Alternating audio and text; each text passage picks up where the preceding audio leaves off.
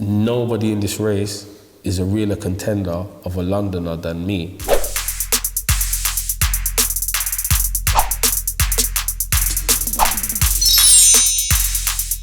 Hi, I'm Nick from NME, and we're here today with Drillminister. What's going on? Boom, bam. How are you? I'm good, man. I'm good. So in 190 days or thereabouts, we've got the mayoral election. Yeah. Are you going to be the man standing in City Hall as London's next mayor, do you reckon? If that's what history wants to portray, then I'm definitely up for the task. I believe in the people that are supporting me, and I believe in a better future. And if that's what happens, that's what happens, man. I'm as hopeful as anyone, you know? Yeah.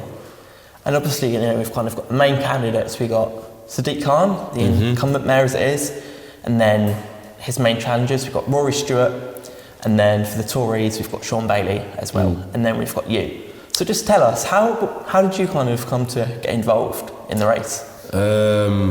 More or less social media, Snapchat, Instagram, Twitter, Facebook, all of those things. People were just getting at me, like, I like the way you think, we really like the way you think, we like the way your songs speak to me, blah, blah, blah.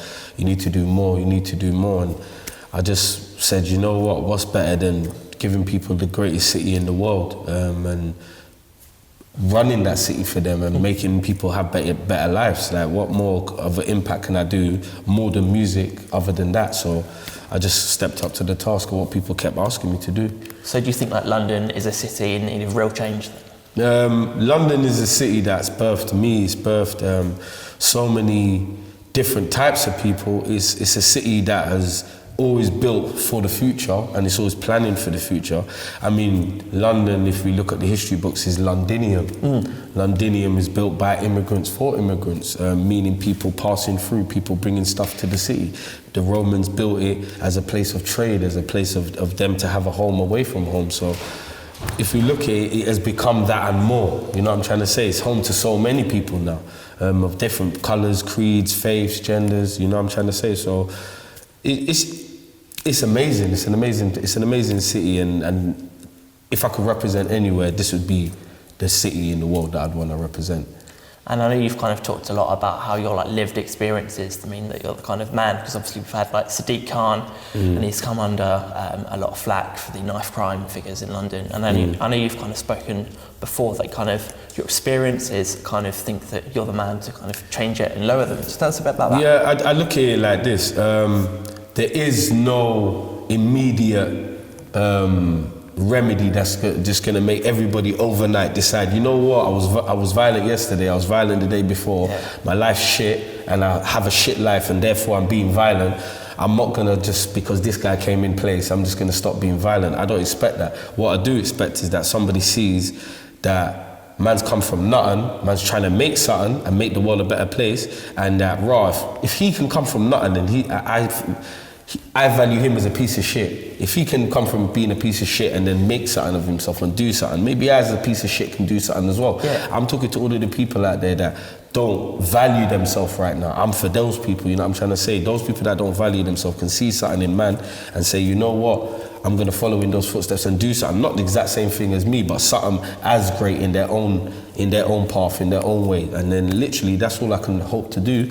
And I hope that even when it comes to something like crime or something that man lives every day, or something that man sees from first-hand experience and understands the schematics of what's going on there and what drives people to do certain things. I'm sure I can use that lived experience and put it in place in a place that it matters, you know what I'm trying to say, where I can affect other people's lives and make other people feel safe and make other people's lives richer, man, because that's what all people want. They don't want to be abandoned as a city, as a community, as citizens of this city. People don't want to be abandoned, right? If they're rich, poor, or if they're homeless, no matter what, no one wants to be abandoned, so it's just about fighting against that, if anything. Yeah, it's interesting that the kind of whole thing of being abandoned you mentioned, because obviously I said Sadiq Khan's had a lot of criticism, but then people say that the cuts are a big part of that. So say in terms of like youth services, where there would be kind of like youth groups and stuff like that, if people haven't got a place to go and they feel abandoned, suddenly they kind of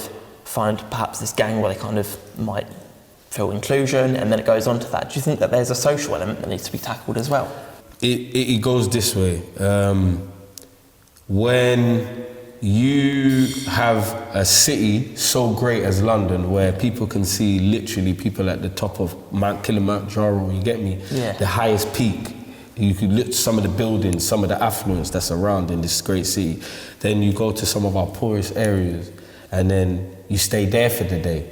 If you stay in those two different places for 2 days, you'll see how inside of your own soul you'll feel different. Yeah. When you're in one area, you're not going to see much of how opportunity can be created from there. But then when you're in the other area, there's so much fathoms that comes to your mind of so many ways you can make opportunities happen for yourself, whether it be Deliveroo, just anything, you know what I'm trying to say? And that stems from what's going on in communities. Right now, communities, if anything, whether it be negative or positive, people are looking after themselves. Yeah. They're looking after themselves because that's the only way they know how to do it, because there is no other way right now. So, like I said, people want to look at me maybe as a reflection of, that's the bad bit of Britain, or whatever they want to say, but I'm a reflection of the children that Britain has brought up. I'm a reflection of like the people that exist that they don't want to look at. Yeah. The people that basically live amongst you, but you've abandoned. So I'm here to speak for all the abandoned souls. Obviously, you can't get rid of those abandoned souls, and you sure as hell can't get rid of me, you know what I'm trying to say? So that's all it is, really. And just kind of like policies-wise, if you're the mayor, kind of, what would you do in terms of making sure that all Londoners are heard for? There's certain things that need to be in place in terms of like transport. Transport for people that are making under 21,000 a year is very stressful. Living in London, one of the most expensive places to travel in the world, and the prices are surging all the time. They've been capped by Sadiq Khan.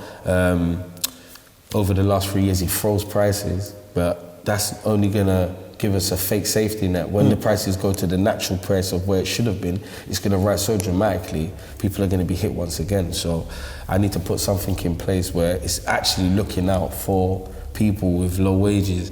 Then there's other little things like making sure the we can ensure buses are more hydrogen based or more electric, based on the fact of the environment. And a lot of bus routes are going past schools. These schools are fumigating our children. So basically, you're not even giving the next generation opportunity with high asthma risk, so many things, with the congestion and what else going on. At the same time, we have to look at these causes of things like congestion and things like this and the low emission zones and say, all right, cool, making more expensive for people to drive around, that obviously makes sense.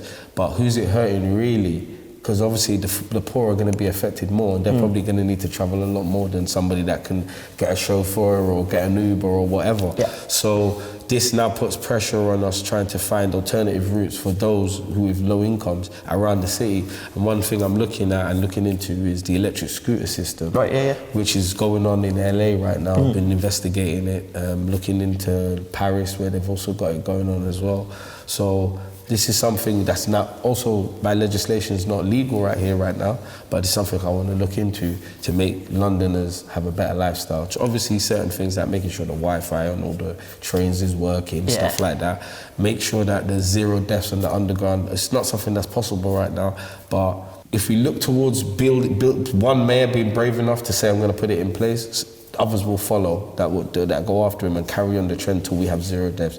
Right now, we've got deaths happening unknown, like anonymously, like murders and people's being stabbed and whatnot. If you're not there at that exact time, nobody can stop that stabbing. But what we can stop is deaths by people committing suicide on the London Underground, throwing themselves over without the Jubilee line service. If we can get the glass going on a lot more of the underground services, then we can create safety for a lot more people. People throwing themselves in front of trains, people being pushed in front of trains. We've seen all of these cases, and there's so many deaths a year that can be avoided. And if we can input with taxpayers' money the things in place to ensure that the taxpayers don't have to die, Why can't we do that? Yeah. I don't see why human life is not worth more than the money used to pay for it. I don't understand.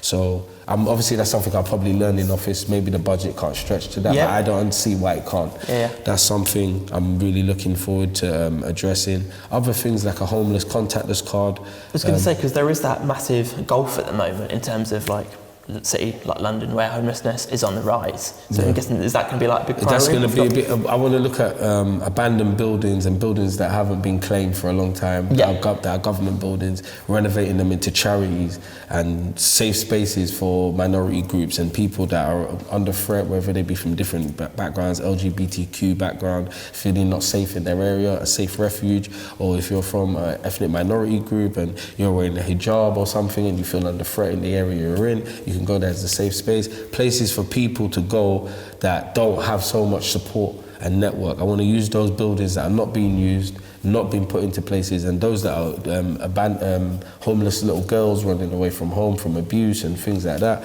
a safe space they can go, and then put places, teams in place that help to register people, get people back on their feet, back into society, because like I said, I don't want people abandoned.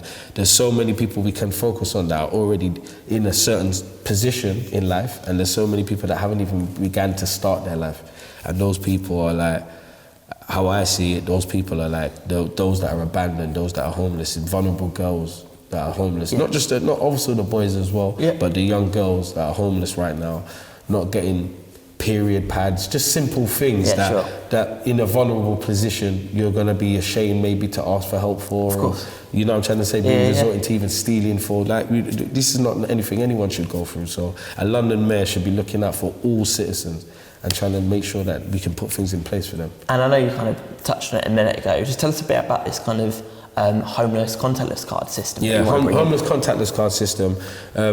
There's a lot of people not wanting to give money to people in vulnerable positions. A lot of the time, he's just going to spend it on drugs or some bullshit or something like that. He's going to buy cigarettes with it or something. So to enable people to give them the safety in their own heart that they're doing a good deed, because a lot of people just want to feel like they're doing the good deed, not that they're adding to something negative. We'll have this contactless card where it will only be able to top up.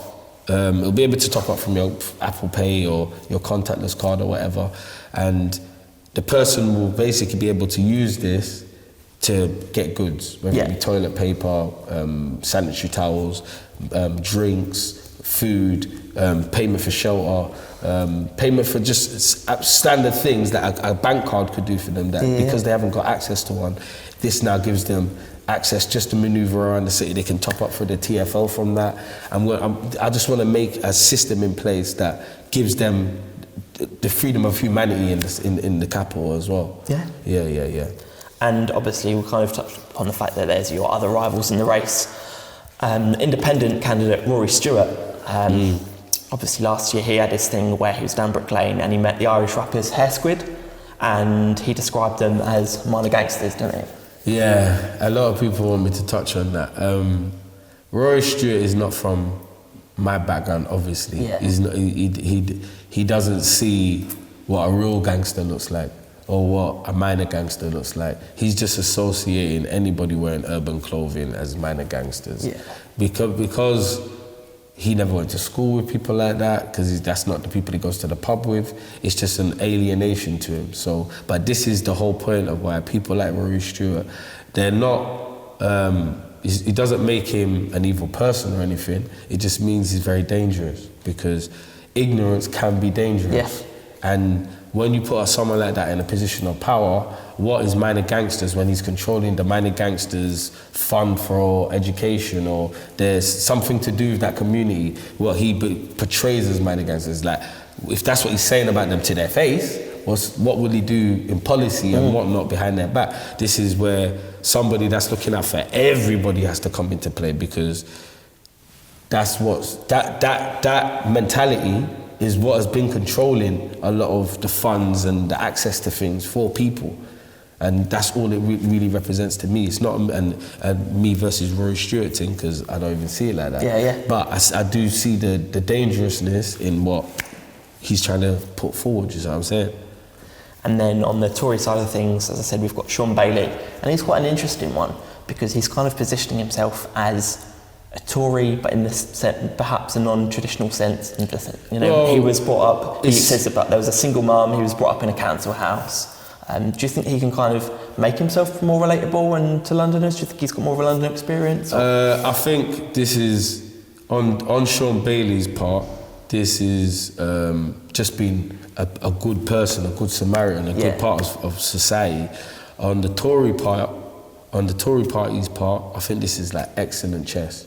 I think this is like, if anyone has played chess, believe Drilly plays chess at home. You ain't beating me at chess. Like when I start putting my castle and putting things in place, listen, that play right there, it's like they took out the opponent's king. Yeah. Not the queen, but they took out the king. Because by putting Sean Bailey there, it looks like a person of the people. Do you see what I'm trying to say? But the agenda behind is what scares me, not Sean Bailey. I don't believe Sean Bailey's got a bad bone in his body. I believe he's really here for the people type of thing. But I believe what's the agenda behind Sean Bailey is what people need to be careful of. That's what they need to be more wary of. Do you know what I'm trying to say? I'm not going to try to drag him down, but I'm going to say the party he represents, is his heart really truly there, or did he do a power play to get in that position? You know what I'm trying to say? And be the token guy and play that position. But for me, I said I won't play with fire like that. Like doing the Tory party to push to the people on a major thing and say like this is what I want everyone to represent is a very dangerous game to play. You get me? Because I know that he said if he got in, he would have a direct line to Boris. Do you think that's quite a scary thing, where perhaps you've got like a mayor of London who, if people know the history on the mayor of London thing, it kind of starts with the Tory party not being happy about the mayor of London even existing. Ken Livingstone started many years ago, and before that, all autonomy of London was done by the Prime Minister. So if a man who's claiming to be the mayor of London has got a direct line to Boris, is it really him in charge or is it still Boris again? You get me? So we have to ask ourselves questions. Then you've got, not forgetting the females of the race. You've got Siobhan. Yeah. She's also running as well with the Lib Dems and them man there. And obviously you have to be wary of them because they try to come with what they believe is a righteous voice as well. But obviously right now, how I picture things is that nobody in this race is a realer contender of a Londoner than me. So I don't see how, as a Londoner, like when it really gets to the crunch, unless you're just worried about policy or worried about making things continue as they are, and maybe thinking I'm too radical or whatever, how you could not vote for me and vote for them, man, because they're not realistic candidates in the term of they are having an agenda, political agendas. I don't really got one. You know what I'm trying to say? And we know that kind of as an independent candidate, you've got have to put the deposit. How's that going? Are you kind of registered? Are you in the race? Yeah, so right now, the most important thing that I want to stress to everybody is www.drillyformayor.co.uk is the website for my crowdfund, because every little penny counts towards making sure my mayor submission is made. You know what I'm trying to say?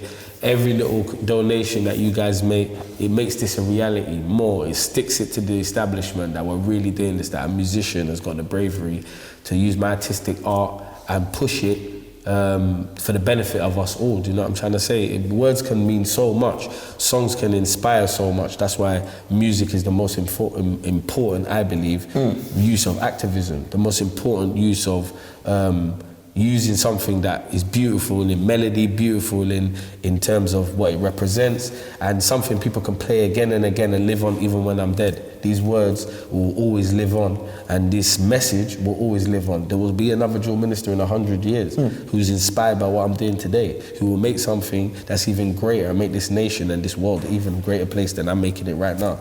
That deposit, I was looking up, it's roughly in the region of 10 grand. Is it something like that, or is it that much? It's about the region of 10 grand. And that's also looking at your crowdfunder. You're currently on around 300. Do you think you're going to kind of... that'll raise. This is the first early stages of the thing. People didn't even know I had a crowdfund. Now you guys know. You heard him. It's at 300. Let's get it over about 3 grand. Let's do it right now. And there's obviously going to be the critics who will kind of take one look, and I guess they will see the balaclava and they might say you're a novelty candidate. Like, how do you kind of immediately respond to them? I know we've kind of had your policies. the factor of me being a novelty candidate kind of went out of the window when they done all the algorithms and realised out of the 13 candidates that there are at the moment, I'm the 4th most popular in the race. Yeah. So that kind of means, okay, when we transcend the popularity into votes now, is it gonna be the same thing? Is he maybe even gonna be able to topple someone that's 3rd or 2nd? So now this becomes, okay, we have to take him seriously, which is what all the media are having to now do as well, which now means that my message is getting to the people I want it to get to. Do you see what I'm trying to say? So every single day I'm making the factor of me being a novelty wash away. And just going back to your music, I know we had, in the last few years, we had political drill, and that kind of highlighted the hypocrisy. We had that line in there from George Osborne where he said he wanted to like chop up Theresa May and put her in freezers. Do you think there is a kind of hypocrisy going back to the whole debate of drill and the way that people's kind of say it incites violence? I think it's kind of funny that the Tory party or George Osborne, people like that, and Boris and them like have anything to say about Joe. Even down to some of the leading Labour ones like that, they have anything to say of Joe because it's the Tory government that's created Joe. So it doesn't really make sense. You neglect the hoods of England all across the whole country. You starve the people. You don't give them anything. You leave them in squalor. Like, you're making council estates deteriorate. Yeah. You fucking kill the people in Grenfell and like let the whole world see people burning alive, and like there's no, like your poor cladding, your poor care of the poor has shown us that you kill us. And then Jules created out of the anger of everything going on, mixed with fucking poverty, mixed with fucking bare drugs in the hood, bare shit going on, and we're just talking about it. We're just the reporters, and fucking you get mad at the man then for that. It's crazy when I think about it that the Tory party's created drill and then they get angry at us for it. I don't know how to explain it. It's like you're the puppeteers. You've instrumented this environment to make this actually happen, you know what I'm trying to say? And then, boy, that's what you get. But it's like, I don't know, it's like the parent like beating their kid every day. And then when the parent gets older, like the kid starts abusing them. Yeah. And then they're like in shock, like, you had the best childhood. I don't know. Yeah. You get me? It's mad. I know we kind of interviewed Crepton Conan a few months back, and they had their ban drill campaign. And they were arguing that instead of being this kind of like hotbed of criminality in the way that the Tories say and all the rest of it, that it actually kind of gives an outlet for people to go on and succeed. They said that they wouldn't have had the success they had if they hadn't kind of been around Jill in the early stages. They kind of spoke about like Heady One and the success he'd had. Do you think that that's kind of a legit thing? It is this kind of outlet for people to kind of escape where they've come from and actually go on and have massive success? At the beginning of a lot of people starting this, like I was like an engineer. Yeah. So I worked on a lot of people's first projects. So the One project, this is the first mixtape by Heady One. I worked on a few joints on there. SL Tropical. Yeah. I worked on that joint as well.